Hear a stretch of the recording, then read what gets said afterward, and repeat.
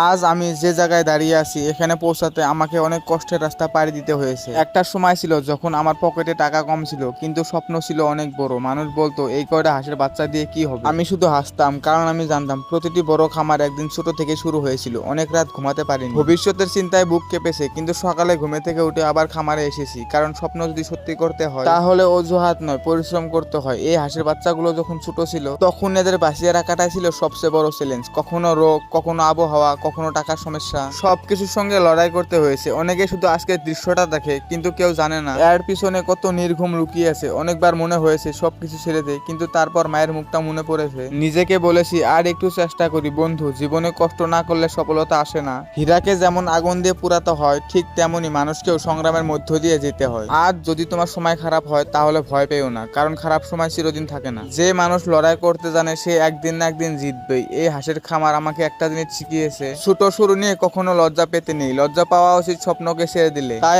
আজও আমি স্বপ্ন দেখি, আজও আমি পরিশ্রম করি, কারণ আমি জানি একদিন এই কষ্টগুলোই আমার সফলতার গল্প হবে। আজ হয়তো আমাকে কেউ বিশ্বাস করে না, কিন্তু তুমি নিজের উপর বিশ্বাস রাখো, কারণ একদিন তোমার সফলতায় তাদের উত্তর হয়ে দাঁড়াবে। আর এরকম প্রতিদিন রিয়েল লাইফের গল্প শোনার জন্য অবশ্যই আমাকে ফলো করবেন। আমি প্রতিনিয়ত ফার্মের ভিডিও আপলোড করতে থাকি। আর ভিডিওটা কেমন লাগলো অবশ্যই কমেন্ট করে জানাবেন। ধন্যবাদ।